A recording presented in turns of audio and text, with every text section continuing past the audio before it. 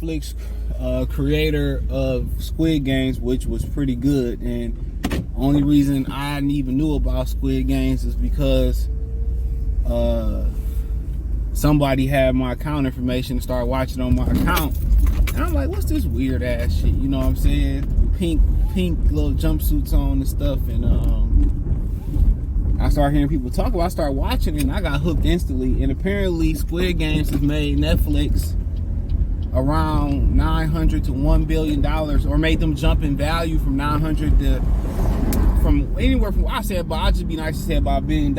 It's made it jump up in value about $1 billion. And I mean, they have some good shows on there. It's, to me, a lot of it,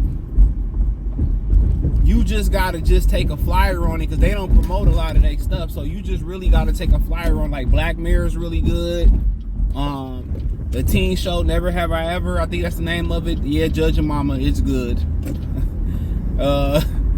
You know, Umbrella Academy, Stranger Things might be the GOAT. So they got some really good shows. You just, obviously the movies is good. Extraction. You just gotta really just gotta take a flyer and just, you know, watch it for yourself, or just listen to what social media is saying about the shows or whatever. But nonetheless, Wong Hong Dong, I think his name Wong Dong, he from Korea.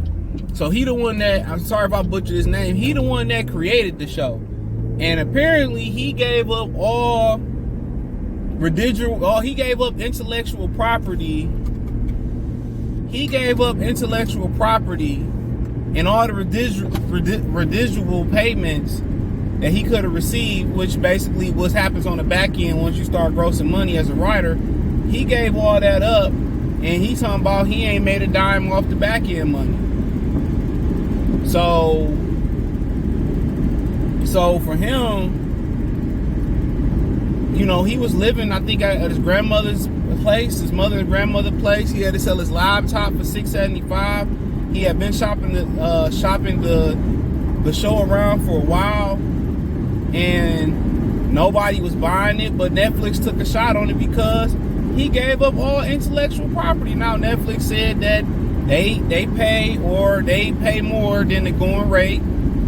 Don't mean it's ethical, and that everything is on track with the Korean, you know, standards for what they paid him. Now they saying up front, they typically make the writers get up front 30 to 150 grand. So we just gonna go ahead and say he made the lesser end of that 30 grand. I'm just guesstimating, assuming he made 30 grand. So he said it was enough to get him out of people's house, but you know, all the money that he making on the back end, it ain't doing him no good. You know, because he ain't getting none of it. And when you desperate, you know, and maybe if he never signed that over, he never get the 30 grand regardless.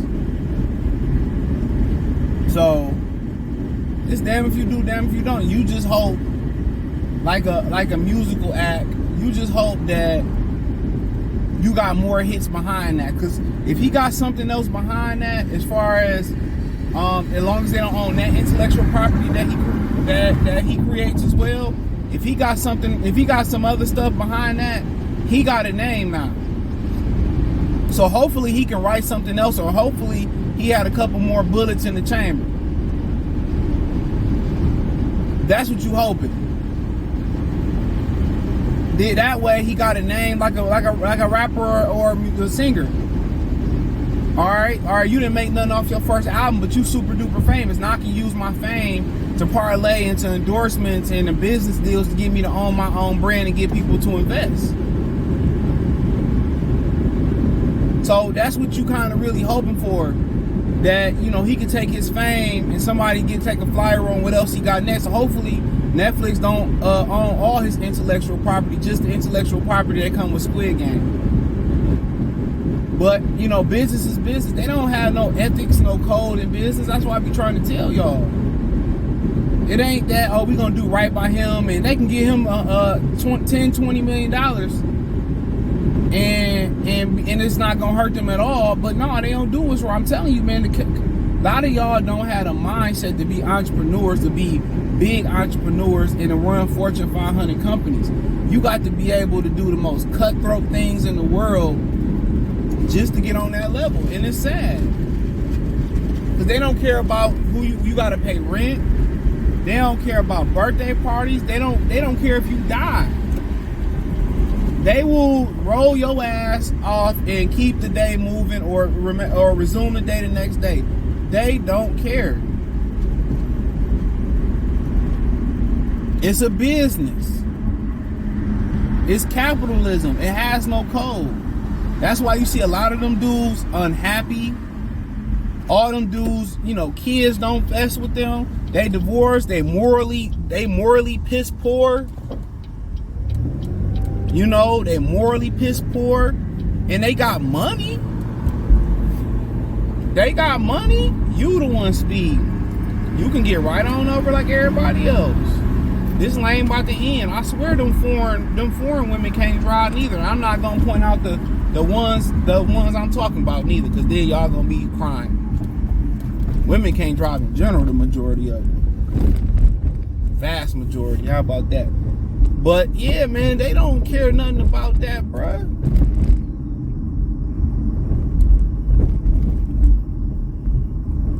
It's a business.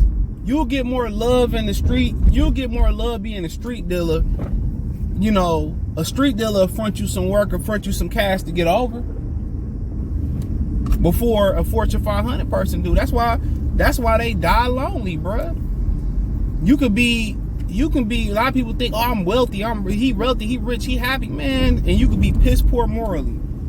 You hear about people going over to Africa and to Fiji and the third world countries and stuff, and talking about how the people are so happy there with the little bit that they got. And you can go to a billionaire place, millionaire place. I'm not gonna use no examples, because I could, but I'm not.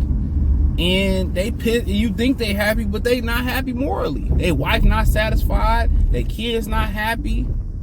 That's why you could be a billionaire and be on that Titanic shit, right? And you can be on that Titanic and shit, right? And your son can still turn around and be going to a concert and say F you. Be trying to tell y'all, bruh. People morally, like, it's a beauty in being in the struggle, being in the struggle, or it's a beauty in morally being intact, bruh. It's a beauty. A lot of the people that got money, man, they ain't morally happy, bruh. And that's the shame thing about it. I hate when people park crooked. Make sure I get everybody in the room. But that's just the God honest truth to it.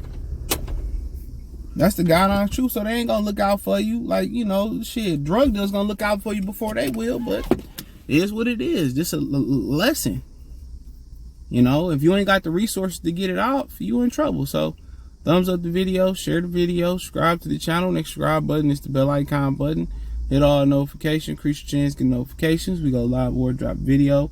Financially, want to support the channel, Cash App, $CJ Good313, Venmo, CJ Good313, PayPal link description. Hit the link tree, follow me on Twitter, Instagram, Spotify, Anchor, Cash App, Venmo, PayPal, Apple Podcasts, Google Podcasts, the whole nine. Appreciate the love and support. Check out the Music Entertainment playlist, more videos like this. Peace.